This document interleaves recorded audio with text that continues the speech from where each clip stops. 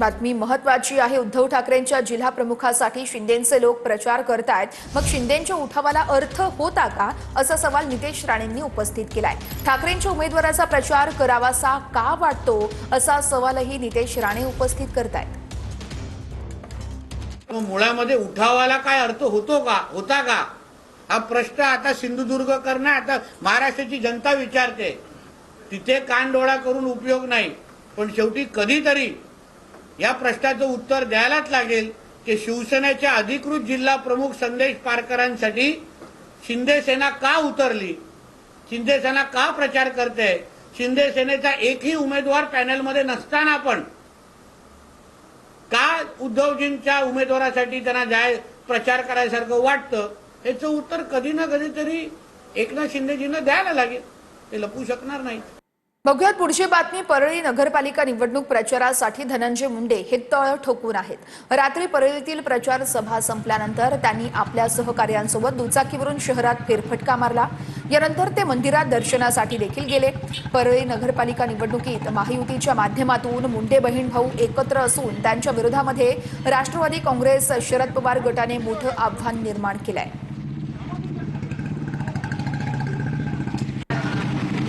राज्यातील 15 नगरपरिषदांमधील निवडणुका या पुढे ढकलण्यात आलेल्या आहेत। न्यायालयीन याचिका प्रलंबित असल्यानं हा निर्णय घेण्यात आलेला आहे। बारामती, महाबळेश्वर सह 15 नगरपरिषदांमधील निवडणुका पुढे ढकलण्यात आलेल्या आहेत।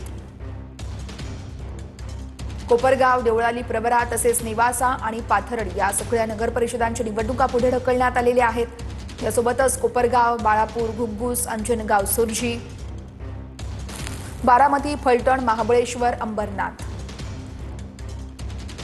मुखेड, धर्माबाद आणि मंगळवेढा या सगळ्या नगरपरिषदांचा यामध्ये समावेश आहे। राज्यातील 15 नगरपरिषदांमधील निवडणुका या पुढे ढकलण्यात आलेल्या आहेत। न्यायालयीन याचिका प्रलंबित असल्यानं हा निर्णय घेण्यात आलेला आहे। बारामती, महाबळेश्वर सह 15 नगरपरिषदांमधील निवडणुका पुढे ढकलण्यात आलेल्या आहेत।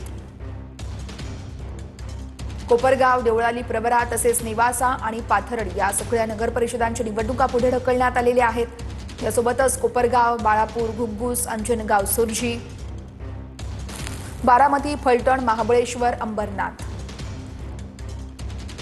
मुखेड, धर्माबाद आणि मंगळवेढा या सगळ्या नगरपरिषदांचा यामध्ये समावेश आहे। बातमी सविस्तर बघणार आहोत। सरकारकडून मला अडकवण्याचे प्रयत्न सुरू आहेत, असं निलेश राणेंनी म्हटलंय। शिवसेना आमदार निलेश राणे यांचा हा गंभीर स्वरूपाचा आरोप आहे। पोलीस महासंचालकांना देखील फोन केले जात आहेत, असं निलेश राणेंनी बोलून दाखवलंय। मी म्हणतोय कुठल्याही पक्षाला पाठलाग करायचा असेल, कारण का तुम्हाला शोध मोहीम करावी लागेल ना, तर तुम्ही करा। मी कशाला नाव यांचं घेतलं, कारण का हे माझ्या मागे पाठलाग करतायत। इकडून तिकडून डोंबिवलीतली लोक बसवलीत, सक्का भाऊ बसवलाय, आयजीना रोज फोन करतायत। बघा काय सापडलं काय निलेश राणेचं, कुठे काय अडकतोय की नाही बघा, जरा अडकून ठेवा, बघा जरा टाईट करा। आता ठीक आहे, मी त्या संदर्भात बोललो, तर हे सगळंच यंत्रणा तर आहे ना तुमच्याकडे, तुम्हाला वायरलेस आहे, तुमच्याकडे स्पेशल सेल आहे, स्पेशल स्क्वॉड आहे, हे सगळे स्क्वॉड तुम्ही लावा आणि बघा काय मिळतं काय। आम्ही कशाला अडवणार आहे, आम्हाला शांततेतच ही निवडणूक करायची होती, म्हणून आम्ही तुमच्या ह्या विषयावर आक्षेप घेतला, तुमच्या या संस्कृतीवर आक्षेप घेतला की ही जिल्ह्याची संस्कृती नाही, ह्याच्यासाठीच होतं। त्यांनी करायला पाहिजे जे पाहिजे ते। तर निलेश राणेंच्या आरोपांवरती उद्या बोलणार, असं रवींद्र चव्हाण म्हणतायत। गुन्हा दाखल झाल्यानंतर निलेश राणेंचे चव्हाणांवरती गंभीर स्वरूपाचे आरोप आणि त्याच आरोपांवरती आपण उद्या बोलू, असं रवींद्र चव्हाणांनी स्पष्ट केलंय।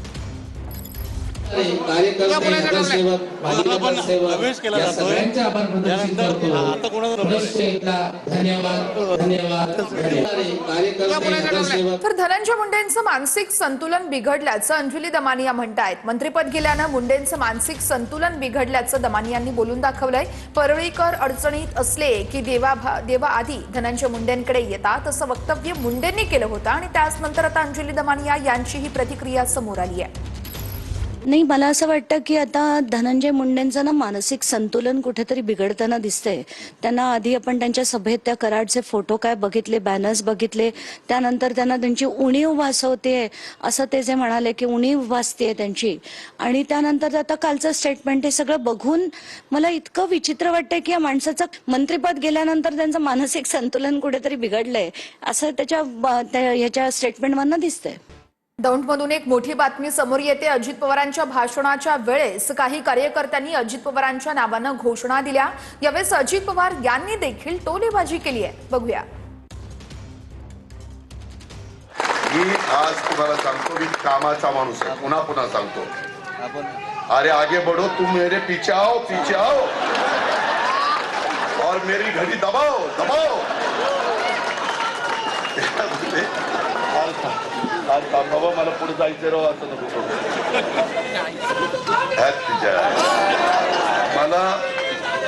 मला तर वाटतं ही सुपारी घेऊन आता माझ्या गोष्टी.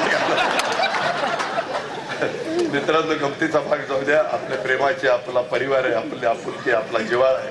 आपण सगळी एका कुटुंबातली माणसं.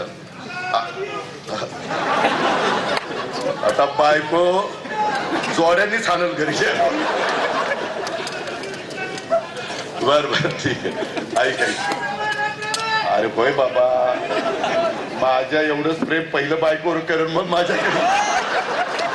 मित्रांनो, म्हणजे तुझ्या बायकोवर नाही तर माझ्या बायकोच्या मागे. मित्रांनो, आज लग्न आहे, पण आधी लगीन कोंढाण्याचं मग रायबाचं, असं अजित पवारांनी म्हटलंय. प्रचारात सक्रिय असलेल्या अजित पवारांनी हे वक्तव्य केलंय. आज पण मध्ये स्वप्नीलला इतकं सांगत होतो, परत उभा राहा, तुझ्यासारखी माणसं तिथं पाहिजे. पण म्हणलं, दादा माझ्या घरामध्ये लग्न कार्य आहे, माझ्याही घरात आजच लग्न कार्य आहे. तरी आधी लग्न कोंढाण्याचं मग रायबाचं. त्या पद्धतीनं शाह कुटुंबाची देखील माझ्या दौंडच्या समाजकारणात, राजकारणात मोठं योगदान स्वप्नीलच्या कुटुंबियांनी दिलं.